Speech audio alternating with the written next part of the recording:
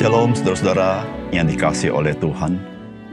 Di dalam setiap langkah hidup kita, pastilah kita mengambil keputusan demi keputusan.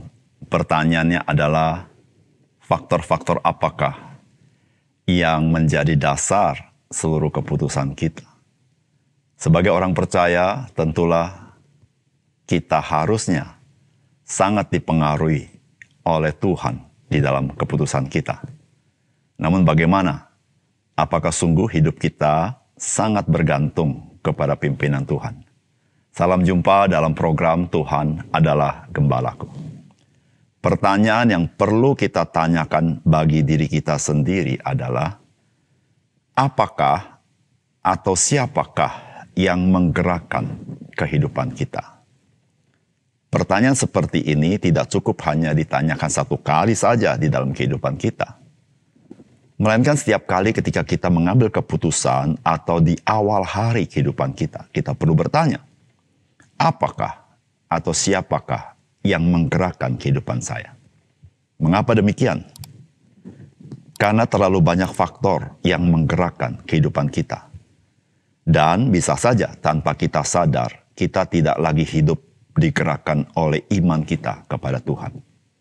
Mari kita membaca firman Tuhan dari 1 Samuel pasal 27.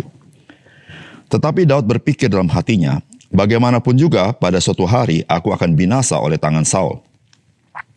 Jadi tidak ada yang lebih baik bagiku selain meluputkan diri dengan segera ke negeri orang Filistin. Maka tidak ada harapan bagi Saul untuk mencari aku lagi di seluruh daerah Israel dan aku akan terluput dari tangannya. Bersiaplah Daud lalu berjalan ke sana, ia dan ke-600 orang yang bersama-sama dengan dia itu, kepada Akis bin Maok, raja kota Gad. Daud dan semua orangnya menetap pada Akis di Gad, masing-masing dengan rumah tangganya, Daud dengan kedua orang istrinya, yakni Ahinoam, perempuan Yisrael, dan Abigail, bekas istri Nabal, perempuan Karmel. Setelah diberitahukan kepada Saul bahwa Daud telah melarikan diri ke Gad, ia tidak lagi mencarinya.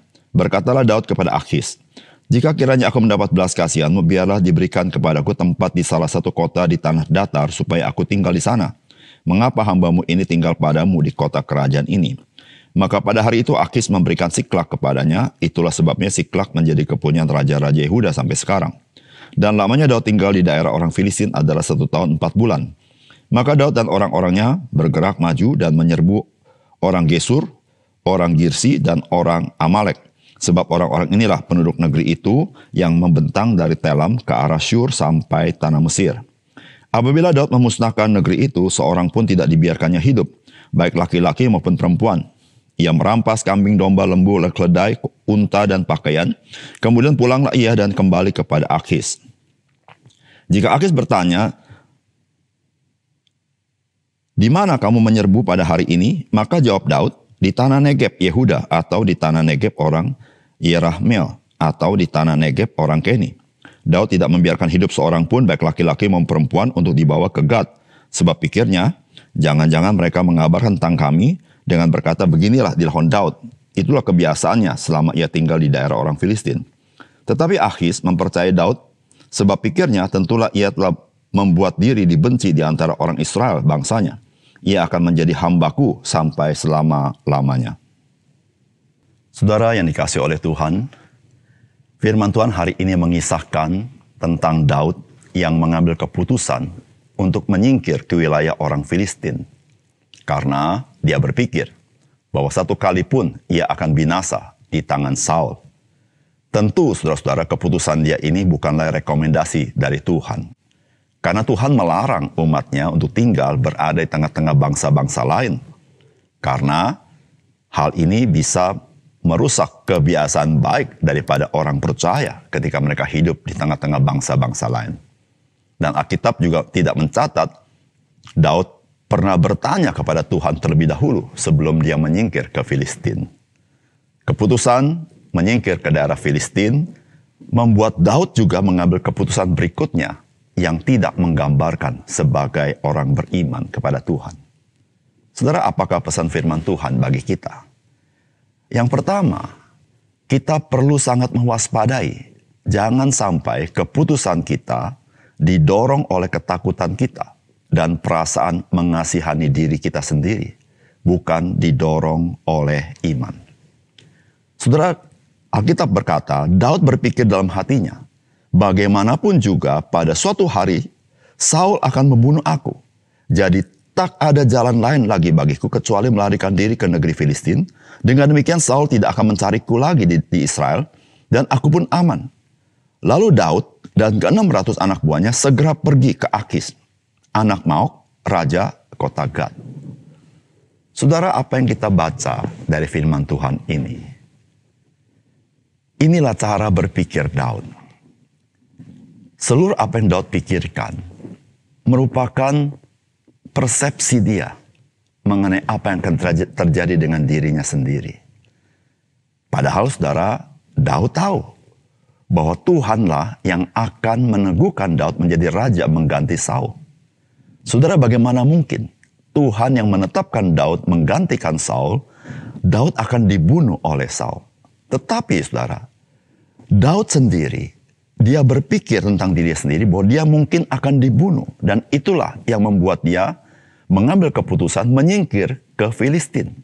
Karena dengan pikiran seperti itu, dia berpikir tidak ada tempat lagi yang aman di Israel. Saudara, sebenarnya apa yang terjadi dengan Daud ini? Saudara, Daud mengambil keputusan bukan digerakkan oleh imannya kepada Tuhan, tetapi ia digerakkan oleh ketakutannya kepada Saul dan rasa mengasihani diri sendiri. Saudara, beberapa kali Tuhan memakai orang-orang di sekitar Daud untuk meneguhkan imannya. Misalnya, Nabi Gad yang berkata kepada Daud supaya dia kembali ke Yehuda. Semua itu dikatakan karena Gad percaya Daud akan menggantikan Saul sebagai raja. Bukan itu saja. Raja Saul pun berkata bahwa Daud akan menggantikan dia. Kemudian juga Abigail. Dia pun mengatakan, meneguhkan bahwa Daud akan bertahta menggantikan Saul. Saudara, Tuhan berkali-kali berulang kali meneguhkan Daud. Tetapi saudara yang kasih dalam Tuhan, Daud, dia menjadi seorang yang tidak lagi peka akan pimpinan Tuhan. Dia mengambil keputusan bukan berdasarkan iman percaya kepada perkataan Tuhan. Tetapi dia mengambil keputusan menurut persepsinya, digerakkan oleh ketakutannya, dan dari sikap mengasihani diri sendiri. Saudara yang dikasihi oleh Tuhan, Daud beberapa kali mengambil keputusan yang tepat karena dia hidup takut akan Tuhan, atau dia bertanya kepada Tuhan. Tetapi saudara, dalam kasus ini, Daud sama sekali tidak bertanya kepada Tuhan. Saudara, kita bisa saja berlaku seperti Daud. Jikalau kita tidak waspada dengan kehidupan kita. Kita bisa saja digerakkan mengambil keputusan bukan berdasarkan iman, tetapi berdasarkan kekhawatiran kita, ketakutan kita, emosi kita, keinginan kita, dan lain sebagainya. Tetapi bukan berdasarkan saya percaya kepada Tuhan. Kita bukan digerakkan oleh Tuhan sendiri, tetapi kita digerakkan oleh situasi kondisi, atau kita digerakkan oleh keinginan diri kita sendiri. Saudara yang kasih dalam Tuhan, ketika kita tidak lagi peka akan pimpinan Tuhan, kita tidak lagi menjalankan keputusan kita sesuai dengan iman kita, maka sesungguhnya hidup kita terombang-ambing dengan situasi dan kondisi, atau terombang-ambing oleh keinginan-keinginan diri kita sendiri. Sehingga kita tidak mencapai apa yang Tuhan inginkan. Saudara, marilah kita selalu bertanya, apakah atau siapakah yang menggerakkan kehidupan saya hari ini? Yang kedua, saudara, kita perlu mewaspadai dengan semangat membenarkan diri sendiri atas tindakan yang nyata-nyata tidak benar. Saudara, firman Tuhan berkata begini, selama masa itu Daud dan anak buahnya seringkali menyerang orang Gesur, orang Girsi dan orang Amalek. Bangsa-bangsa itu sudah lama tinggal di wilayah itu.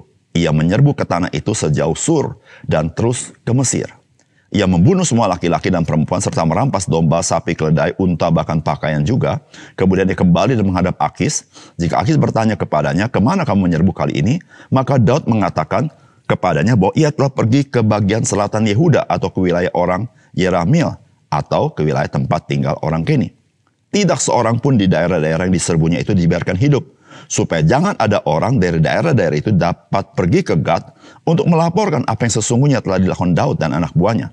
Begitulah tindakan Daud selama ia tinggal di negeri Filistin. Saudara yang kasih dalam Tuhan, Gesur, Girsi, dan Amalek memang di zaman Yosua Tuhan menghendaki mereka ditumpas. Tetapi dalam kasus Daud, Tuhan tidak memberikan perintah kepada Daud untuk menumpas mereka. Dan memang maksud Daud bukanlah untuk itu. Daud datang kepada mereka untuk merampas harta benda mereka, yaitu ternak mereka. Tetapi Daud membunuh semua orang di sana bukan karena itu. Bukan karena perintah Tuhan. Tetapi supaya penyamarannya, penipuan dia kepada Akis tidak terbongkar. Sehingga waktu Akis bertanya kepada Daud, Daud tidak mengatakan bahwa dia menyerbu Gesur, Girsi, dan Amalek. Dia menyerbu tanah orang Yehuda. Saudara yang dikasih oleh Tuhan, apa yang dilakukan Daud merupakan sikap yang membenarkan diri dari perbuatan-perbuatan yang tidak benar.